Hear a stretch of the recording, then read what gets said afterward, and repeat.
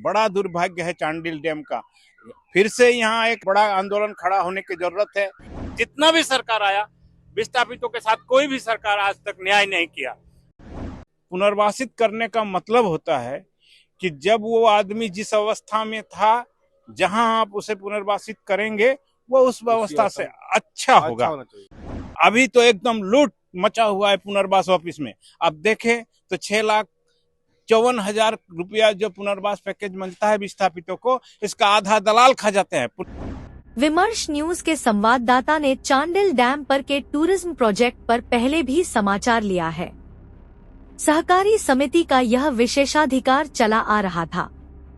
विस्थापितों के संघर्ष से यह अधिकार प्राप्त किया था। डैम के ऊपर पानी के तल पर नौका से घूमकर आनंद मनाने का यह टूरिस्ट स्पॉट विकसित किया गया था, परंतु झारखंड सरकार ने उनके इस चले आ रहे अधिकार पर नजर गड़ा दी। टूरिज्म प्रोजेक्ट ठेकेदारों को दिया जाने लगा। इसके बाद हमारे प्रमुख संवाददाता ने चांडिल पहुंचकर वास्तविक स्थिति को सामने लाया है। इसके विरोध में विस्थापित एकजुट हो गए हैं। देखते रहिए विमर्श न्यूज। जोहार झारखंड। जैसा कि आपको पता होगा, अभी हम चांडिल डैम पे मौजूद हैं और हमारे साथ एक विस्थापित हैं। विस्थापितों के बारे में अच्छा विचार और जानकारी रखने वाले अंबिका यादव जी हैं। इनसे बात करेंगे विस्थापितों की समस्याओं के बारे में। विस्थापितों का देखिए, ये विस्थापित जो हमारा चांडिल डैम से 116 गांव हुआ है, जो एक 50 गांव है पूर्ण विस्थापित है, जिनका घर और जमीन डूब जा रहा है, और बाकी जो बचा है 63 गांव, वो आपका आंशिक रूप से विस्थापित है। लेकिन सरकार का जो नीति है, ये डैम बनना शुरू हुआ 1978 में। उस समय एक आंदोलन चला था कि हम डैम नहीं बनने देंगे, लेकिन दुर्भाग्य से उस समय गोली चली और 3 आदमी शहीद हो गए उस गोलीकांड में। लेकिन आज तक झारखंड सरकार ने उन लोगों को शहीदों का दर्जा नहीं दिया। हम हर साल 30 अप्रैल को उन शहीदों को याद करते हैं और हम इस आंदोलन को, विस्थापित मुक्ति वाहिनी के बैनर तले इस आंदोलन को जिंदा रखे हैं। हम हमेशा कोशिश करते रहते हैं कि कैसे विस्थापितों का हक मिले। पहली बार ये जो बीमीवा के बैनर तले बीमीवा ने आंदोलन करते हुए पुनर्वास नीति बनवाया। उस पुनर्वास नीति में लोगों को विश्वास ही नहीं था कि लोगों को पुनर्वास नीति ही मिल सकता है, क्योंकि सरकार सोचती थी कि हम घर और जमीन का मुआवजा भुगतान कर देने के बाद हमारी कोई जिम्मेदारी नहीं है। लेकिन जब आप यूएनओ का चार्टर उठा के देखेंगे तो उसमें लिखा हुआ है कि जिस आदमी को जिस जगह से आप विस्थापित करेंगे तो उसको क्या करना है। विस्थापित का पुनर्वासित करने का मतलब होता है कि जब वो आदमी जिस अवस्था में था, जहां आप उसे पुनर्वासित करेंगे वो उस व्यवस्था से अच्छा होगा, उसका जीवन। लेकिन दुर्भाग्य की बात है, हम चांडिल डैम से लाखों लोग विस्थापित हुए हैं। सरकार हमें केवल पुनर्वास नीति के तहत कुछ पुनर्वास पैकेज देके, उसमें भी बहुत भ्रष्टाचारी है। अभी तो एकदम लूट मचा हुआ है पुनर्वास ऑफिस में। अब देखें तो 6,54,000 रुपया जो पुनर्वास पैकेज मिलता है विस्थापितों को, इसका आधा दलाल खा जाते हैं। पुनर्वास पदाधिकारी, पुनर्वास में उसका कर्मचारी और दलाल हमारे बीच में है। दुर्भाग्य ये है, हम इस लड़ाई को हमारे लोग वहां घुस जाने से कमजोर हुआ है। विस्थापितों का ये जो आज जो दुर्वस्था है, सरकार ने घोषणा किया था कि डैम बनाने से पहले हम हर परिवार को एक नौकरी देंगे। इस दुर्भाग्य यह है कि 1,000 से 1,500 आदमी को, इतने विस्थापित 1.5 लाख विस्थापित, उसमें से आपका 25,000 परिवार, लेकिन नौकरी केवल 1,000 से 1,200 लोगों को मिला है। ये भी एक विडंबना है। हम हमेशा लड़ते रहते हैं। सरकार कहती है हम 2012 का पुनर्वास नीति बनाई और कही कि हम प्राथमिकता देंगे। दुर्भाग्य यह है कि आज 12 साल उस पुनर्वास नीति का बनाया हुआ हो गया, लेकिन आज तक एक आदमी को भी चांडिल डैम का लोगों को नौकरी नहीं दिया है। वहां अगर किसी भी तरह का HR में, MR में कुछ तरह का जैसे भी आप टेम्पोररी रखना पड़ता है, तो वो ऑफिस के बाबू अपने लोगों को लग्गू भग्गू को रखते हैं। विस्थापित उसमें कुछ पाता नहीं। विस्थापितों के साथ बहुत सारा, ये जो हम लड़के 2005-6 में चांडिल डैम लिए थे, इस डैम में मछली मारने का अधिकार, नौका चलाने का अधिकार इस समिति को मिला था। आज की जो सरकार है, ये नासमझ सरकार, ये सरकार ने जिसमें विस्थापितों का हक है, पानी के ऊपर हक है, जितना भी जो भी तरह का इसमें बिजनेस डेवलप होगा उसका हक विस्थापितों का है, लेकिन अभी की सरकार ने इसको एक ठेकेदार को ठेके पे दे दिया है। वो कहीं गिरिडीह का है, तो ये नासमझ सरकार, उसको समझना चाहिए कि इसको ठेका में नहीं दिया जा सकता है। यहाँ एक समिति एग्जिस्ट कर रही है, उस समिति को उसका ठेका मिलना चाहिए। ठेका क्या, उसका हक मिलना चाहिए। हम ठेका क्यों लेंगे? हम इससे कमाएंगे और सरकार को देंगे, हम पैसा तो देने नहीं सकेंगे उसको। मतलब कि अपना भरण पोषण करने का जो हाँ, हम कहाँ से ठेकेदार जैसा पूंजी लाएंगे? हम विस्थापित हैं, हम समिति बना चुके हैं, हमको मिलना चाहिए ना। और ये ठेका भी रद्द होना चाहिए, और सरकार को हम ये चेतावनी देते हैं कि अगर ठेकेदार इस तरह से करना, यहाँ से बहुत बड़ा आंदोलन खड़ा होगा, और हो सकता है एक छोटा आंदोलन बड़ा सरकार बदल जाता है। तो सरकार ये न समझे कि हम उसके पक्ष में खड़ा थे तो उसका खिलाफ नहीं हो सकते हैं। आप अगर हमारे ही विरुद्ध विस्थापितों को शोषण करेंगे, विस्थापितों पर अत्याचार करेंगे, एक तो हमें नौकरी नहीं दिया, हमें बेदखल कर रहे हो, हर साल हमारे घर में पानी घुसा देते हो बिना कहे बरसात में, उस समय हम कहाँ जाते हैं, क्या दशा होती है, कोई भी अफसर देखने नहीं जाता है। बड़ा दुर्भाग्य है चांडिल डैम का। फिर से यहाँ एक बड़ा आंदोलन खड़ा होने की जरूरत है।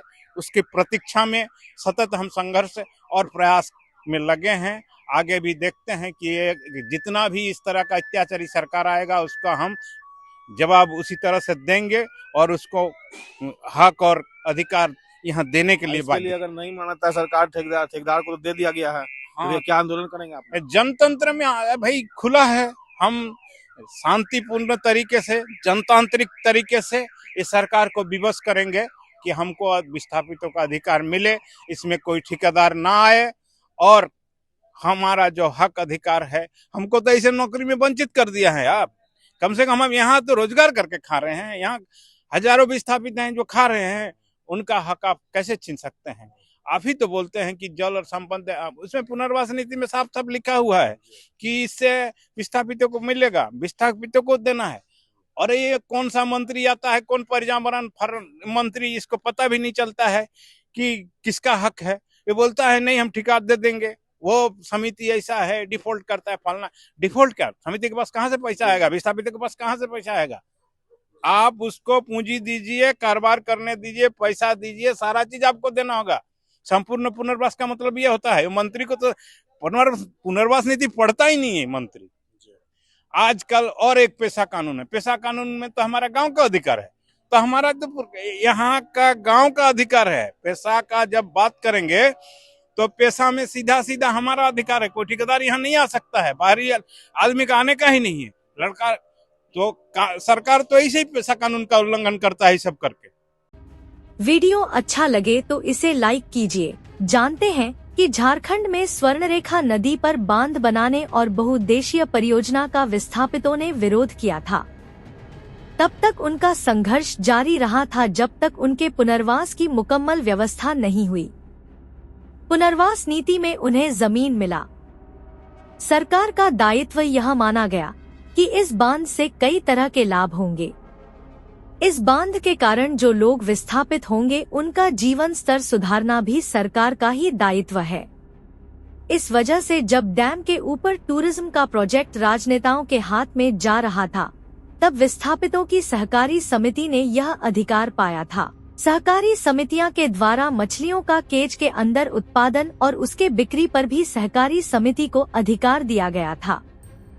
विमर्श न्यूज इन खबरों को आपके सामने लाती रही है, परंतु अब का दौर है कि सरकार ने लोगों को शक्तिमान बनाने के लिए पहले जो कुछ किया था उससे पीछे हट रही है। इस वीडियो को अंत तक देखिए और अपनी टिप्पणी हमें अवश्य भेजिए। वीडियो को शेयर भी कीजिए। उन्होंने अपने अधिकार को न्यायालय के सामने रखा है। इससे ठेकेदारों के घुसने का रास्ता रुका हुआ है। हमारे संवाददाता ने प्रवक्ता से बात करके उनके इरादे को सामने लाया है। हमारे प्रमुख संवाददाता कुमार आकाश को विस्थापितों के प्रवक्ता अंबिका यादव ने कहा कि वह न्यायालय पर ही निर्भर नहीं कर रहे हैं। उन्होंने कहा कि वह इसके विरोध में संघर्ष करेंगे और उनका संघर्ष जनतांत्रिक तथा शांतिमय रहेगा। देखते रहिए विमर्श न्यूज। चैनल को सब्सक्राइब अवश्य कीजिए। अगला सवाल मेरा ये है कि डैम के बारे में विस्थापितों का कहना था जब 2006 में आप लोग यहाँ पर टूरिज्म का सब काम शुरू हुआ बसा, तो डैम के विरोध में थे आप लोग, लेकिन डैम बन जाने के बाद आखिर हर गांव को पानी पहुंच रहा है कि नहीं पहुंच रहा है, और इससे बिजली उत्पन्न हो पा रही है कि नहीं, इस पर क्या टोटल क्या समस्या है? डैम का विरोध तो हम कर ही रहे थे, लेकिन सरकार ने जबरदस्ती डैम बना दी है। तो अब जो टूरिज्म का डेवलपमेंट होना चाहिए उस तरफ पर ध्यान सरकार का नहीं है। डैम बनने समय सरकार वादा किया था कि हर परिवार को एक नौकरी देंगे, उस वादे पर सरकार खरी नहीं उतरी। यहाँ 18 से 25 हजार परिवार विस्थापित है, लेकिन 1,500 लोगों को ही, मात्र 1,500 परिवार के लोगों को ही नौकरी मिल पाई है। ये दुर्भाग्यजनक है। बाकी जो लोग हैं उनको नौकरी नहीं मिला है।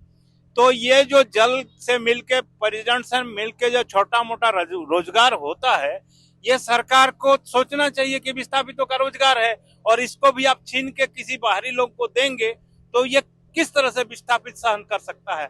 या विस्थापित का जो संगठन बना रहा है, जो सचेतन लोग हैं, इसको कैसे कर सकते हैं? एक तो आप पुनर्वास नीति का पालन नहीं करते हैं, आप किसी भी तरह का नीति का पालन नहीं करते हैं। यहाँ बरसात में 185 मीटर पानी भंडारण करके विस्थापित लोगों का घर में पानी डुबा देते हैं, उसका घर ढह जाता है, जमीन ढह जाता है, विस्थापित कहाँ रहेगा उसका पता नहीं है। जो लोग अभी तक विस्थापित हुए हैं 50,000 लोग, उसका कोई सुध ही अब सरकार नहीं लेते हैं। कहाँ रिक्शा चला रहा है, ठेला चल रहा है, दुकान कर रहा है।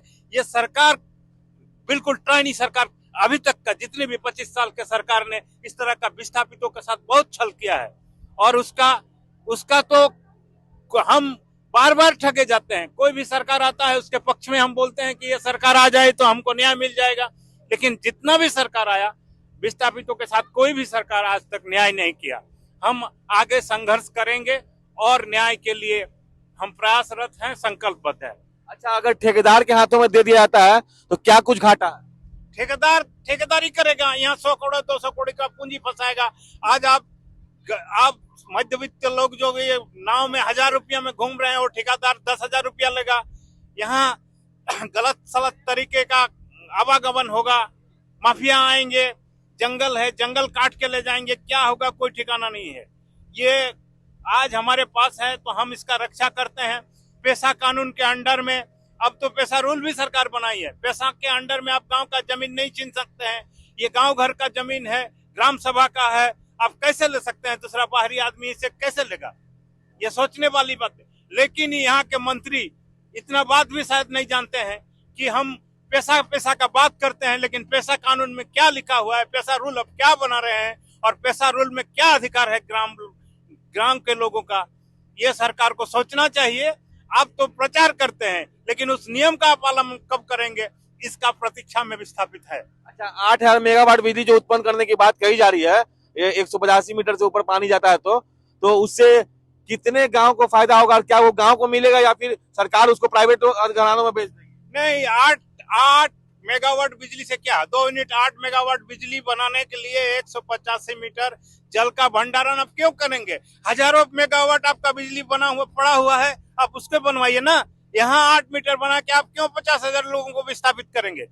यहाँ आप ये बिजली बनने से कोई फायदा गांव का नहीं है। बिजली कंपनी को बेचेगी सरकार, ये बिजली गांव को मिलने वाला नहीं है। अच्छा, अगर ये आप लोग के हाथ में ही रहता है ये पूरा ठेका मतलब ये आप लोग के हाथ में जो पहले था, अगर आप लोग के हाथ में ही रहता है ये पूरा नीतिगत फैसला, तो आप लोग इसको और कैसे स्टेब्लिश करेंगे? हम तो यहाँ जितना भी विकास हम सरकार से बार बार मांग करके हम सरकार को मजबूर करेंगे कि जो भी सुविधा हो सके पर्यटन के लिए, पर्यटक यहाँ आए, इसके लिए हम कोशिश करेंगे लगातार। और ठेकेदार तो यहाँ कोशिश करेगा ना, वो तो व्यवसाय करने यहाँ आएगा और यहाँ से पैसा वसूलेगा पर्यटकों से। मत्स्य पालन के लिए क्या कुछ होता है? मत्स्य पालन का स्थिति बहुत खराब है। मत्स्य पालन के पदाधिकारी केवल लूटने में खुशी जाहिर करते हैं, वो लूटना चाहते हैं। यहाँ का विस्थापितों को कुछ लाभ है, इसको लेकर कोई भी मत्स्य पदाधिकारी, यहाँ का तो जिला मत्स्य पदाधिकारी लुटेरा है।